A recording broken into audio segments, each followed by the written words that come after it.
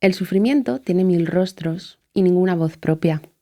Se ocultan miradas perdidas en el vacío, en sonrisas ensayadas para no preocupar a los demás, en silencios pesados que gritan lo que las palabras no pueden. El dolor humano no siempre se expresa con llanto. A veces se disfraza de rutina, de fortaleza fingida, de un estoy bien, que apenas se sostiene. Cada persona lleva consigo una historia, un peso invisible que a veces se hace insoportable. El desamor, la pérdida, la incertidumbre, la sensación de no ser suficiente.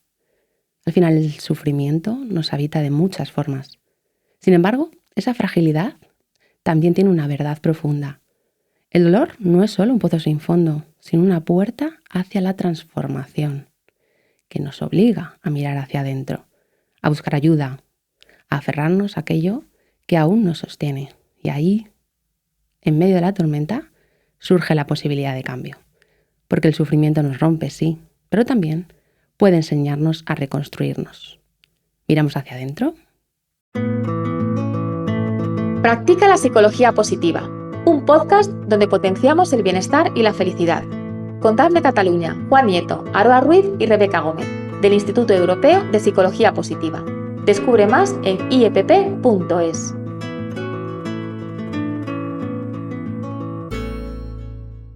Bienvenida, Rebeca. Un placer tenerte aquí. Muchas gracias, Aroa. Encantada estoy de estar con vosotras. Bienvenido, Andrés. Hola, buenos días. Encantado de estar aquí con vosotras. Buenos días. Hoy vamos a arrancar con un podcast que me parece importantísimo. Y hoy vamos a hablar del sufrimiento. ¿Quién no ha habitado el sufrimiento en su vida? Por eso se hace imprescindible poder tocar estos temas y poder ver qué podemos hacer, cómo podemos abordar estas cuestiones. Y por eso tenemos hoy a Andrés.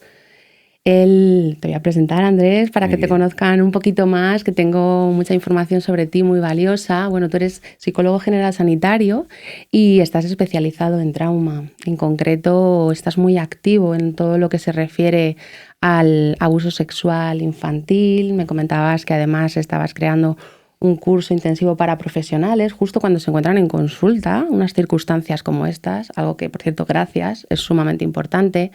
Y además, bueno, pues tienes en Instagram una cuenta, trauma-mente, ¿verdad? Uh-huh. Es muy interesante porque al final nos va mostrando muchas realidades que se presentan y que se enmascaran muchas veces con sintomatología. Y de hecho, bueno, pues una de las cuestiones que nos señalabas que en las iniciativas que estaba llevando a cabo, concretamente en Somos Tu Voz, ayuda. ¿Es así? Sí, somostuvoz.ayuda. ¿Ayuda? Sí. Uh-huh. Pues una red de apoyo para víctimas de abuso sexual infantil que además tiene muchísima influencia, ¿no? Tengo aquí datos, 18.000 seguidores, uh-huh. Que bueno que están ahí activos. Posiblemente esto es una fuente de interés muy grande, ¿no? Cuando hay tanto movimiento. Y comentábamos también, cuando hablábamos juntos, tu interés por la psicología, que aunque al principio pues no era tan así, ¿no? Uh-huh. Pero sí que es cierto que de alguna manera la ayuda a los demás, sí. Eso era algo muy importante para ti. Y decías que la psicología te encontró. Y desde entonces, pues no te habías equivocado. Algo muy bonito, que lo detectes tú también. Y que se convirtió en una verdadera pasión. De hecho, estás en ello, estás desarrollándolo activamente y estás muy agradecido por poderte dedicar a tu profesión. Así que muchas gracias por vivirlo así. Yo creo que nos podemos sentir un poquito identificadas por aquí, como compañeras. Sí, porque en los podcasts tenemos pues todo tipo de invitados, invitadas, pero es como una complicidad especial cuando es un colega, como es tu caso, Andrés, así que es una gozada para nosotras. Y yo quiero comenzar por ahí, comentando y preguntándote como compañero, como profesional sanitario, en contacto con tus pacientes, el sufrimiento es algo que, bueno, pues independientemente de lo que trabajemos y de lo que toquemos o incluso de los momentos dentro de un mismo proceso, es algo que puede estar muy presente, pero allá voy con la pregunta para que tú te explayes todo lo que tú quieras. Uh-huh, vale. Sería como una pregunta doble, porque me apetece preguntarte, ¿qué significa el sufrimiento para ti? Uh-huh. Y sobre todo, el significado que ha adquirido el haberte dedicado a ello, el que hayas decidido que es uno de los factores protagonistas de tu consulta. ¿Qué nos aporta? Sí, bueno, dos puntos, ¿no? Primero, el significado, Para mí el dolor emocional se percibe como una carga, ¿no? Como un lastre, como una mochila que llevas, como que no te puedes quitar. Sientes que está ahí, pero es invisible. No puedes solo puedes sentirla.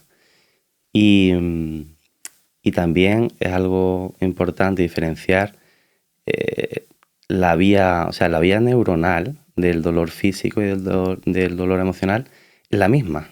Es la misma.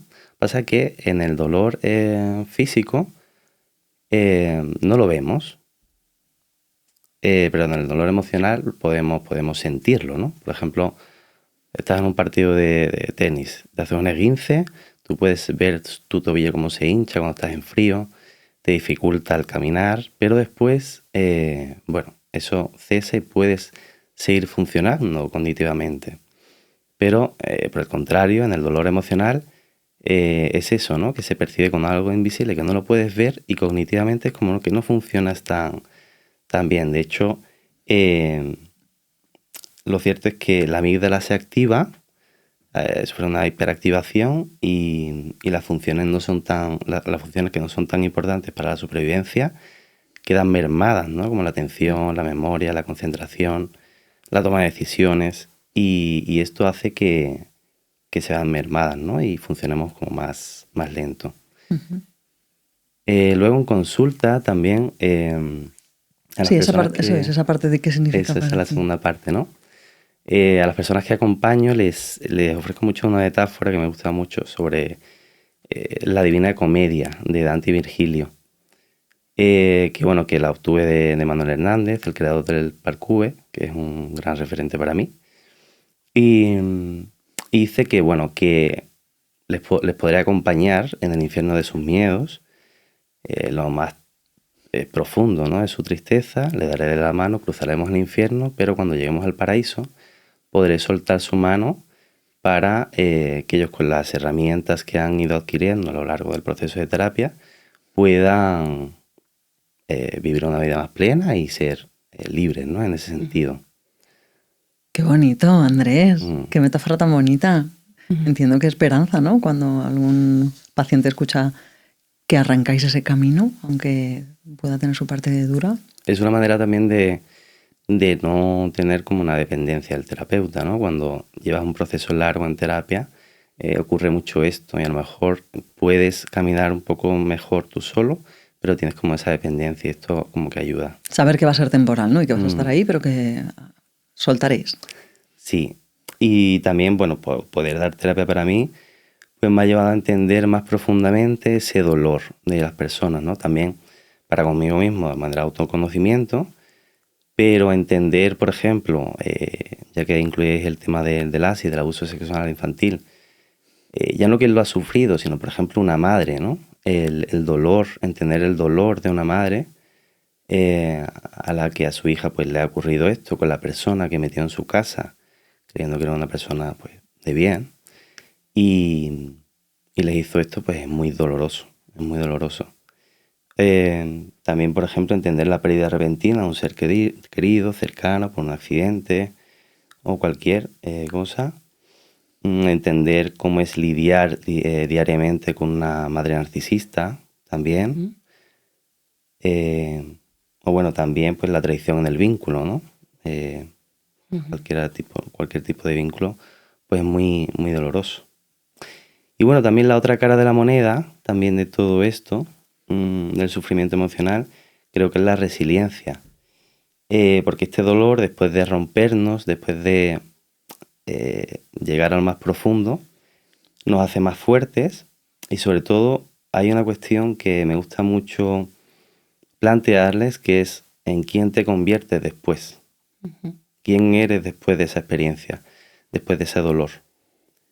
Eso la verdad es que es muy, muy importante y cuando ya han hecho un proceso les ayuda como a encasillar un poco eso y salir de ahí, ¿no? Como adquirir un rol activo en moverse de ese sitio. Es importante reconocer también que para la sanación, saber que el dolor es inevitable, que todos lo vamos a sufrir a lo largo de la vida. Ni podemos evitarlo, ni podemos evitárselo a otros. pero después de salir del pozo, después de haber trabajado, se puede manejar de otra forma, ¿no? Podemos resurgir de las cenizas y convertir este sufrimiento emocional en aprendizaje. Y tiene que ver con nuestra historia personal, con nuestras experiencias previas y con las creencias que tenemos del sufrimiento. Uh-huh. Me alegro que hagas esa matización, porque una cuestión importante que muchas veces entre los términos que utilizamos se entremezclan es el dolor físico, emocional y el sufrimiento, que tiene sus matices, ¿no? Porque efectivamente el dolor forma parte de la vida, pero el sufrimiento tiene que ver con cómo gestiono ese dolor, con mis recursos, mis posibilidades y múltiples cosas, ¿no? Que entran en juego. Y por lo tanto también un poco desde este encuadre yo creo que señalabas un poco ese papel tan importante de cómo podemos acompañar, mientras que la persona no solo está existiendo ese dolor, sino seguramente ya ha habitado el sufrimiento y no sabe muy bien cómo relacionarse. Exacto. Desde ahí creo que eso también nos ayuda mucho a la comprensión, entender que el sufrimiento está, entender las heridas, que también están ahí y que muchas veces duelen y que no sabemos muy bien qué hacer con ellas y acompañar en ese camino es algo muy importante. De hecho, pues una de las cosas que sucede, no sé si estáis de acuerdo, ¿no? Es que esas experiencias encapsuladas, no digeridas, ese dolor emocional, sobre todo si ocurre en la infancia, adolescencia, se va quedando ahí almacenado, a veces se va disociando a través de síntomas, a través de hiperexigencias, ¿no? Que nos habremos encontrado muchas veces en consultas, obsesiones, el control, altos deberes, ser complacientes, en fin. Exacto, o sea, cuestiones que forman parte, ¿no? Incluso muchas veces sin llegar a consulta nos podemos sentir identificados en ciertas tendencias. Obviamente siempre hay gradientes, intensidades, ¿no? Todo esto que es importantísimo a la hora de hablar sobre el dolor y el sufrimiento. Pero desde ahí, ¿no? Cuando la persona un poco empieza a darse cuenta de que ese sufrimiento ya está siendo elevado, que lleva mucho tiempo habitando ahí, desde tu experiencia, ¿tú qué podrías recomendar, ¿no? ¿Qué podrías señalar en este sentido? Pues lo primero que recomendaría, el primer paso es reconocer que te está pasando algo, porque muchas veces lo evitamos, ¿no? Uh-huh. Como tiene que ver con el dolor, el reconocer que te está pasando algo ya te moviliza hacia otro punto, ¿no? El siguiente paso. ¿Cuántas personas nos encontramos muchas veces que hace 10 años o 15 han vivido una pérdida, un duelo, uh-huh, y no lo han superado? Esto tiene que ver en sí con el tiempo, ¿no? Es que el tiempo no es en sí, no tiene un poder curativo. Es lo que hagas en ese tiempo lo que te va a hacer como movilizarte a superar eso, ¿no? Ese duelo. Algo también súper importante es el apoyo social. Sobre todo, enfatizaría mucho con una escucha activa. Recordemos que la escucha activa implica pues, el no interrumpir, el no juzgar, no invalidar a la persona que tenemos delante, ¿no? Con ese dolor. Y esto no es fácil porque muchas veces la gente se siente incómoda, ¿no? Cuando le expresamos el dolor y bien no sabemos cómo qué hacer, cómo actuar, cómo no herirle más, qué decirle, ¿no? Y eso es un trabajo, ¿no? Es como si te quedaras sin palabras. Esto ocurre porque generalmente no aprendemos cómo superar nuestras pérdidas hasta que no vivimos una. Uh-huh. Hasta que no nos ponemos en ese lugar, ¿no? De hecho, hay un estudio en el Instituto Americano de Neurociencia Aplicada, hicieron una resonancia magnética y pidieron como voluntarios a personas que hubiesen terminado una relación sentimental en los últimos 6 meses.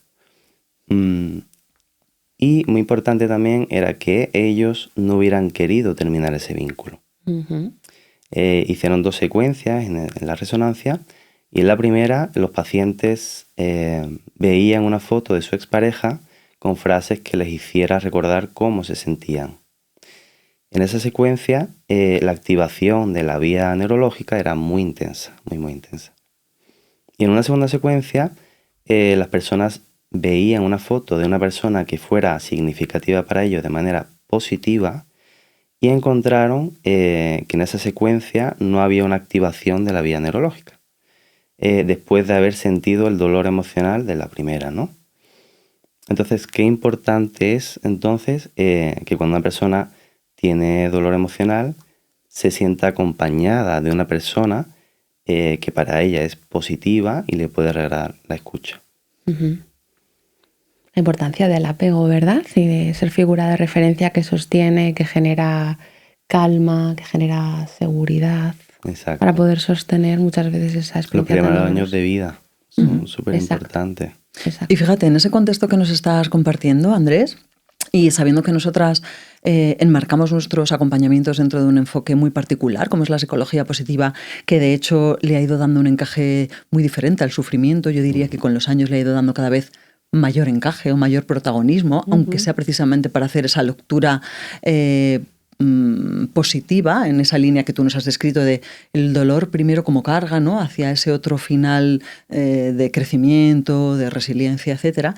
En esa línea, y lo has anotado un poquito ahora en lo que nos has planteado, yo te quería preguntar un poquito por la perspectiva psicosocial y qué importancia, qué papel juega este factor a nivel de sufrimiento humano. Es decir, ese tener en cuenta tanto los factores de riesgo como los factores de protección y sobre todo lo psicosocial, ¿en qué medida actúa?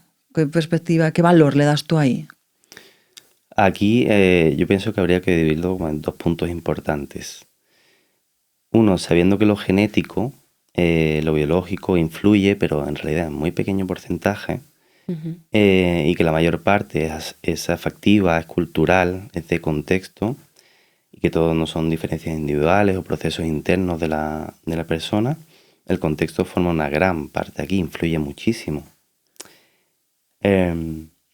Entonces, por ejemplo, ahora, de hecho, muchos referentes, incluso en España, pues trasladan un mensaje, ¿no? Referentes de la salud, me refiero, de psicología.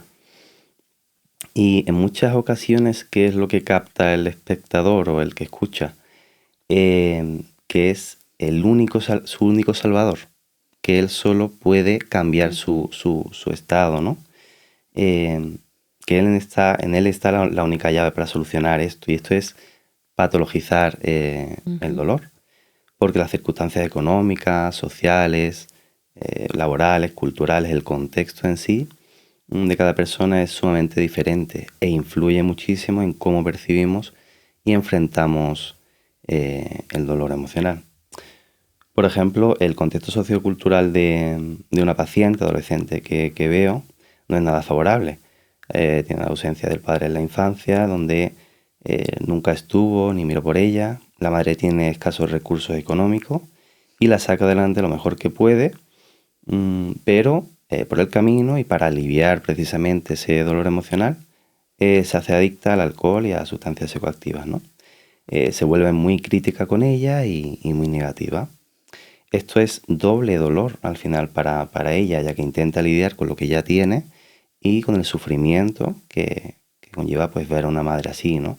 Que todo lo niega y le dice que no es quien para poder darle consejos. Entonces, si ponemos esto en otro contexto socioeconómico y cultural más favorable, cuando se entera de que la hija está consumiendo, por ejemplo, pues la lleva a la mejor clínica o la lleva a un psicólogo de adicciones o hace algo, ¿no? Donde pueda revertir eso, pero no se pone, por ejemplo, a fumar con ella, a salir de fiesta, ¿no? En un contexto totalmente diferente. Y por otro lado, otro punto sería, si todo no depende de la persona, tendremos que poner en marcha otros recursos, ¿no? Factores como el aislamiento, la discriminación, la injusticia social o la falta de apoyo comunitario intensifican ese dolor y hace que la recuperación pues tarde mucho más, ¿no? en darse. Fomentar las redes de apoyo, promover la inclusión y generar cambios en el entorno social que ayuden a reducir estos factores de riesgo, pues sería muy importante. Vale, o sea, tenemos como los factores externos, todo lo que nos has planteado, desde cultura, educación, circunstancias socioeconómicas. Vamos un poquito con los internos, que tiene que ver con nuestras fortalezas, nosotros que tanto las utilizamos. ¿Qué te parece esta perspectiva de las fortalezas personales como recurso, como factor protector, pero que también puede tener su lado oscuro, que decimos nosotras a veces, ¿no? En función de cómo y cuánto las utilicemos. ¿Qué te parece esta perspectiva? ¿Y tú cómo haces con tus personas, en tus procesos? Claro, cuando vienen al principio, están tan debilitados, ¿no? La autoestima está tan debilitada que les es imposible. O sea, les es imposible ver esto. Claro. Y más si también en la infancia, pues ha ocurrido lo contrario, ¿no? Bien que se le ha criticado, se le ha juzgado, o simplemente no eso, pero que no se le ha fomentado esas fortalezas. Entonces aquí, pues, le será mucho más difícil a la persona. Pero luego, cuando hace el proceso, y ya en el momento adecuado, la persona ya empieza a visibilizar esas fortalezas que tiene y que le pegan ese impulso para poder sentirse mejor, más seguros, confiados y llegar a nuevos retos. Yo creo que es súper importante, aparte de las fortalezas. Pero esa mención, ¿no?, al momento, es importante atender al momento a la hora de poder hablar de fortalezas, porque la persona todavía está en una etapa de sufrimiento en la cual no puede sostener a veces o incluso se puede dar una fobia a los afectos positivos, de verdaderamente, aunque estés bien, no lo ves, no lo sientes. Y bueno, hay que trabajar mucho en esto para que la persona pues pueda empezar a sentir eso, ¿no? Cómo me siento pues llevando a cabo un reto y cómo después me veo, cómo actúo, ¿no? Eso da también mucha confianza y te permite sentir, cosa que si no lo experimentas pues no lo sientes. Y se produce un crack ahí brutal, ¿verdad? Cuando el alien es capaz de empezar a describirse en otros términos o a reconocer sus todos, porque son sus conductas, pero son también sus afectos. Y es una pasada. A mí me parece de las cosas, de los procesos más bonitos que podemos observar como terapeutas. Por lo menos a mí me parece de lo más reconfortante. De hecho, muchas veces también, por ejemplo, el proceso de aceptación, ¿no? Les digo que cada vez que vienen a consulta es como si rellenaran una casillita. Una casillita y otra, y cada uno, pues con lo que venga, tiene que rellenar pues X casillas. Y después ellos mismos van a obtener como esa bombilla, ¿no? Ese clic que decías, ese gatillo emocional, donde ahí, a través de la reflexión, pues podrá llegar a eso que quiere cambiar, ¿no? Eso que quiere entender. Para mí hay una cuestión muy importante aquí, ¿no?, que es esa parte de integración, esa gestión de esos dolores, de esos sufrimientos, así como también es otro lado, que son esos recursos, esas fortalezas, esos afectos positivos, ¿no?, que forman parte del individuo, ambas partes forman parte, y trabajar en esa integración, no en esa separación, Claro. que a veces pues hemos tenido que hacer por motivos diversos para podernos sostener, seguir con la vida, pero que tarde o temprano esas experiencias no resueltas asoman una y otra vez hasta ser leídas, traducidas, entendidas. De hecho, distintos profesionales desde cuyos modelos trabajamos plantean esta balanza siempre, afectos positivos versus afectos negativos, porcentaje ahí de cada uno, cómo lo leo, esa lectura mental de la valoración subjetiva que hago de eso y cómo lo incorpora a mi narrativa vital, personal o con lo que sea que me está tocando vivir. Y es muy interesante. Y es muy interesante poder ir de la mano, como te decías antes, de alguien que está caminando eso, ¿no? Qué importante. Pues si os parece, vamos a recoger unas claves para pasar después al cambiamos de momento sección. fuerte. Y bueno, un poquito desde esta perspectiva y al hablar del dolor, creo que es importante reseñar o rescatar la idea de que es que el dolor forma parte de la condición humana, que además es parte de nuestra existencia y por lo tanto no se puede evitar completamente. Quizás la apuesta va más en la idea de gestionar, de canalizar, de integrar, de regular, para reducir esa fuente de sufrimiento en un momento determinado. No sé si estáis ahí de acuerdo. Por otro lado, otro punto es que el trauma, las experiencias dolorosas, el sufrimiento al final es algo que nos afecta a todos. Forma parte de nuestra vida y nos afecta a todos. Estamos interrelacionándonos entre sí, por lo tanto todos somos partes que podemos hacer cosas para ir allanando este territorio, para ir sanando Así que seguro que todos nosotros podemos ahí implementar un granito de arena e invertir también tiempo en nosotros y en los demás para poder acompañar en ese sufrimiento de una manera saludable. Y por supuesto, y como último punto, hay muchísimas maneras de poder trabajar el sufrimiento, de poder trabajar el malestar. Algo que creo que es muy importante es esa toma de conciencia para luego que vengan los siguientes procesos. Y además esto significa, cuando trabajamos con estas cosas, también replantearnos aspectos como valores, como relaciones, objetivos. Y aunque puede ser complejo, claro que sí, pero también puede ser un motor muy importante ese sufrimiento para el cambio, para la transformación, para generar de verdad cambios profundos y sustanciales. Así que creo que puede merecer la pena. Así que en este sentido, ¿qué te parece si continuamos con el siguiente punto? Siguiente sección, momento fuerte. Momento fuerte. Vamos con ello. Bueno, como ya comentamos hace unos días, Andrés, ya lo sabes, esta sección consiste en revisar un poquito de manera conjunta los resultados de tu test y, como siempre, voy a hacer una pequeña introducción al test Forte, que bueno, pues es una herramienta central en el modelo que trabajamos desde el IEPP. Y que, bueno, pues básicamente evalúa el nivel de uso que hacemos de nuestras fortalezas, de las fortalezas personales. Hace unos días tú has completado este test y has podido observar un informe de resultados donde aparecen, bueno, pues las 26 fortalezas, que son las que tiene el modelo, y los niveles, en qué medida están presentes, en qué medida las utilizas. ¿Es correcto? Es así, sí. ¿no? Vale, yo tengo ese informe con tus resultados aquí delante, ¿vale?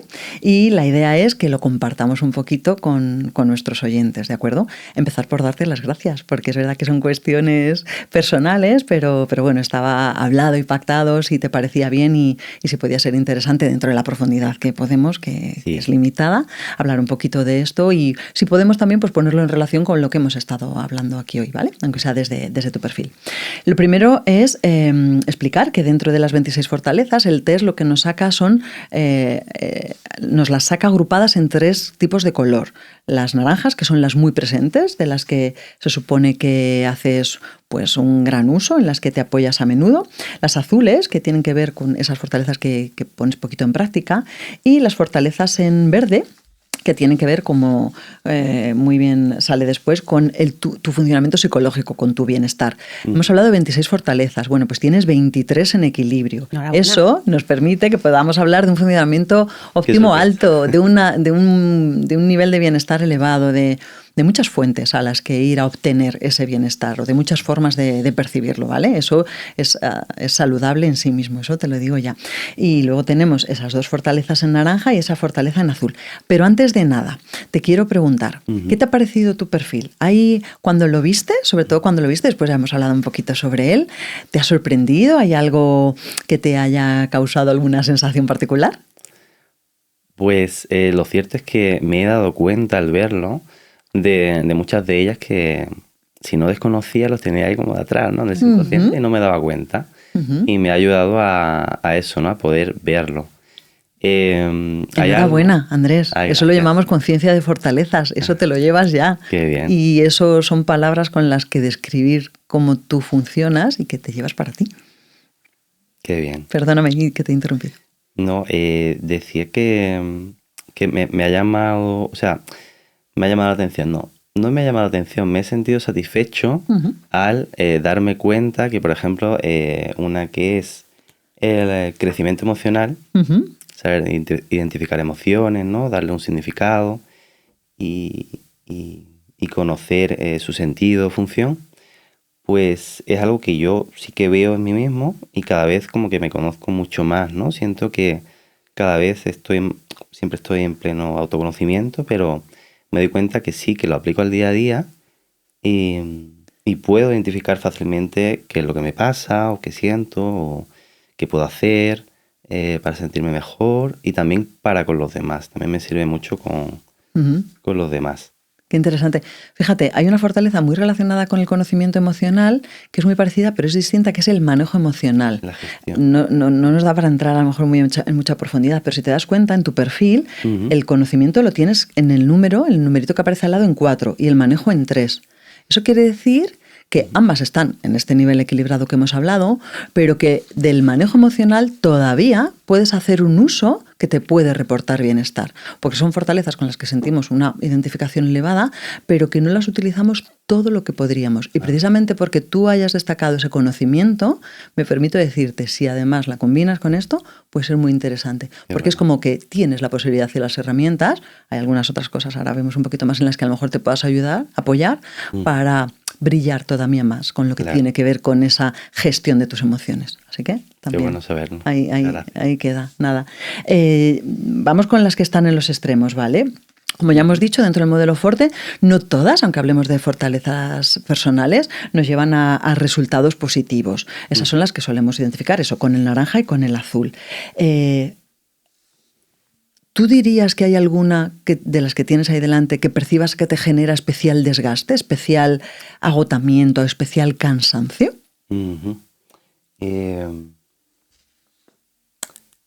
Y la pista es que mires las naranjas.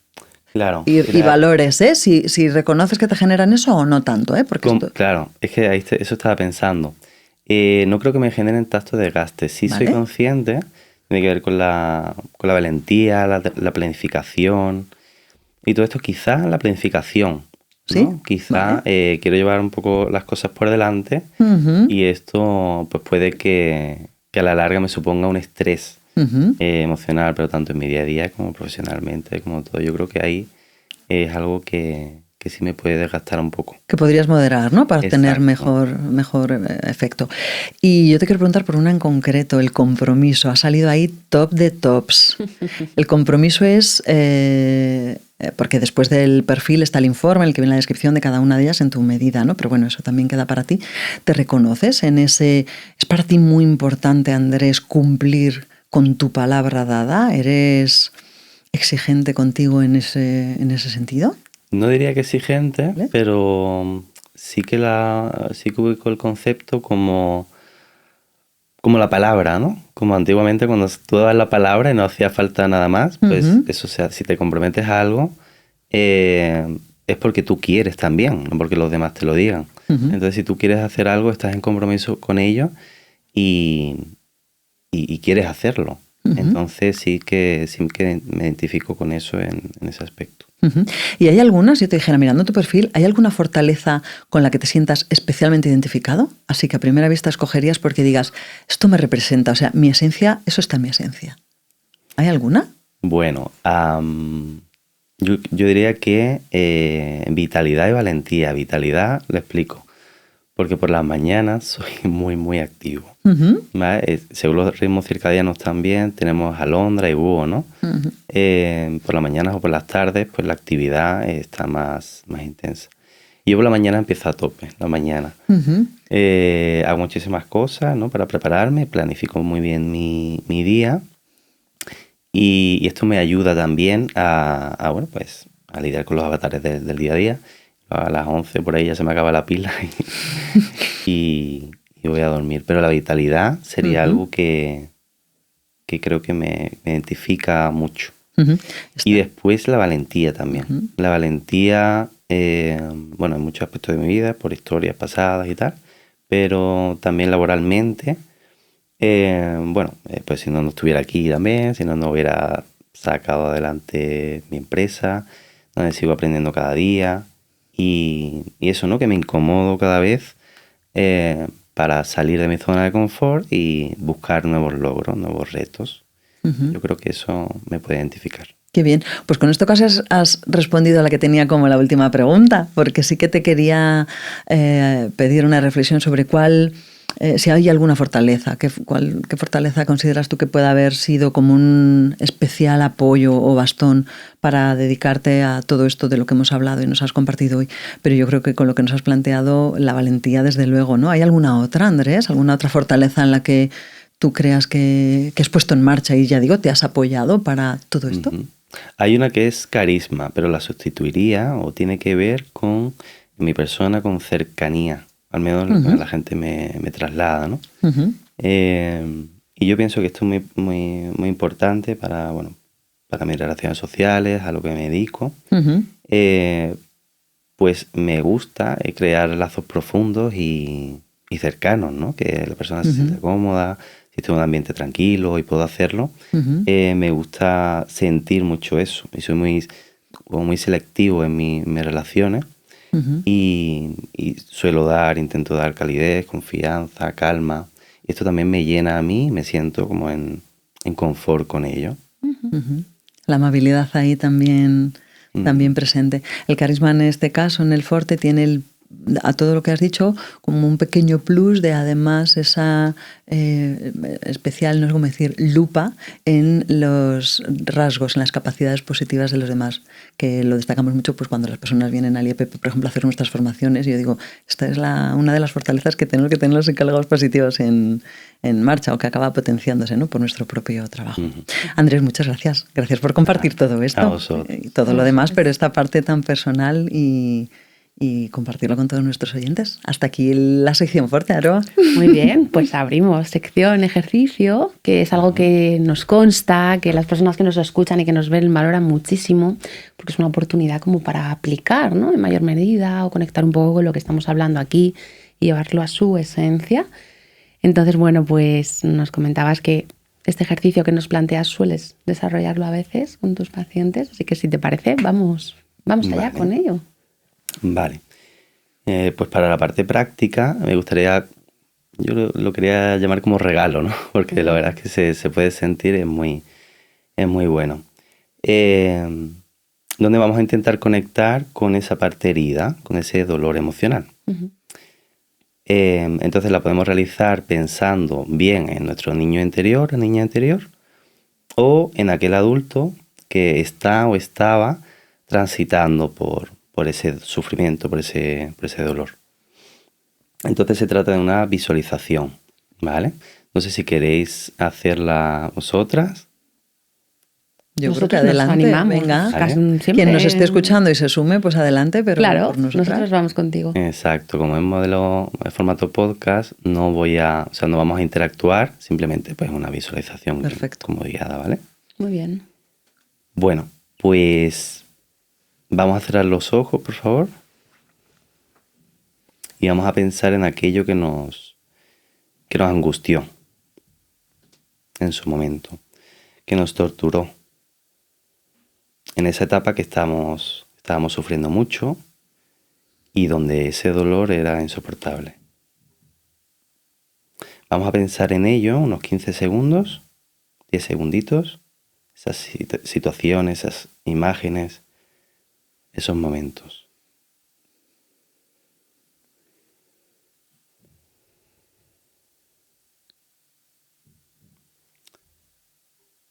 Bien, eso que tanto dolió representa un dolor tan grande, probablemente porque de pequeño sentiste emociones parecidas de forma muy intensa. En otro contexto, por otras situaciones, en otra época.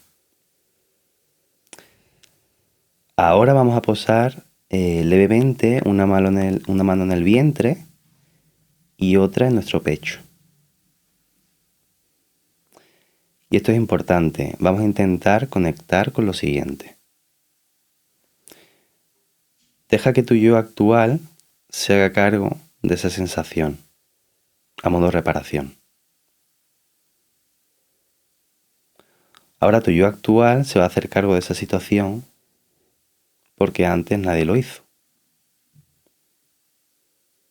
Quedaron unos segundos con eso.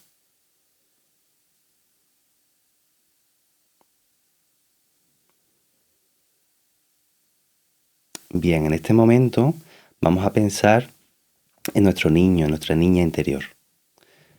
Ponerle edad, vestimenta, lugar, expresión facial, corporal. Seguro que os puede ayudar alguna foto.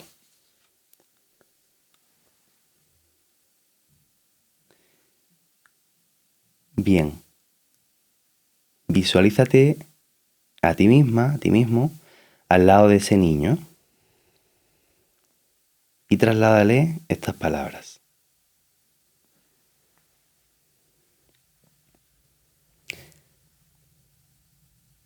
Dile que has aprendido a valorarte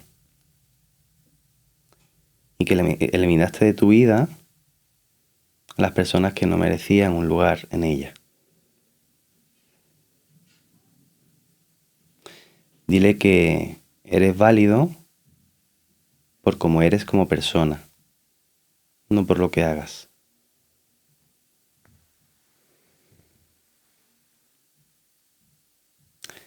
Dile que eres mucho más fuerte de lo que siempre te han hecho creer.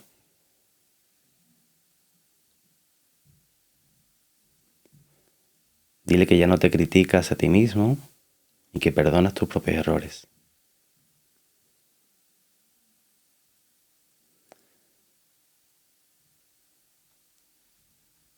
Dile que estás aprendiendo a reescribir tu historia después de todo ese dolor y eso te honra y te respeta.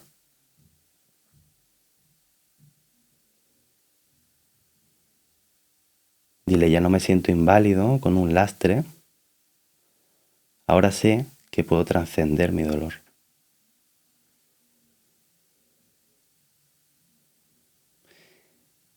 Dile por último, te quiero, gracias por todo.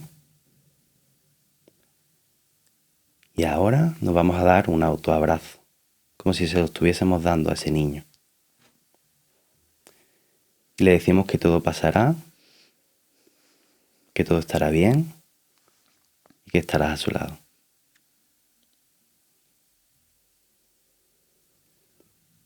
Ahora poco a poco vamos alejándonos de esa imagen cada vez más y cada vez más hasta que poco a poco abrimos los ojos. ¡Guau! Andrés, qué potente. ¿Cómo os habéis sentido? ¡Guau! En estos ejercicios a mí a veces después me faltan palabras. Normal. Porque son muchas cosas. Me ha parecido muy poderoso el tener esta oportunidad, ¿no? De conectar, de hablar. Te lo quiero agradecer. Sí. Precioso. Pero hay que volver un poco al presente para poder salir de ahí, ¿no? Para poder conectar con el aquí y el ahora. Y levantarse, beber agua, en fin, para poder conectar con el ahora. Pero lo cierto es que regalarle este momento a esa parte herida, ¿no? O a ese adulto que sufrió en su momento, es muy sanador, porque a nivel cerebral como que integramos esa información, ¿no? Que está en la parte emocional, el hemisferio derecho, viaja hacia la parte racional, el hemisferio izquierdo, y así se puede integrar, es una manera de integrar, ¿no? Pues muchas gracias. Muchísimas gracias. Importante, creo que como idea, ¿no? El que quizás además este ejercicio es altamente recomendable repetirlo, el que vaya calando poco a poco, volver a ser presente para recolocarnos y reajustarnos, ¿no? Porque hay prácticas que resultan como muy movilizadoras y necesitamos ese intervalo de tiempo para ajustarnos y colocarnos. Y bueno, me quiero despedir dando las gracias de verdad. Ha sido un podcast precioso. Me he sentido muy arropada con vuestros comentarios. Y por supuesto a las personas que nos ven, que nos escuchan, que estamos aquí para que compartáis, para que nos pongáis pues vuestras sugerencias, a su vez por supuesto, si resulta interesante que se lo podáis pasar a otras personas, ¿no? Que al final pues puedan estar pasando por momentos complicados y estamos siempre muy receptivos al foro, a cuestiones, a temas de interés. Así que aquí estamos. Muchísimas gracias y hasta pronto. Muchísimas gracias. Muchas Un honor gracias. estar aquí con vosotras hoy. Muchas gracias.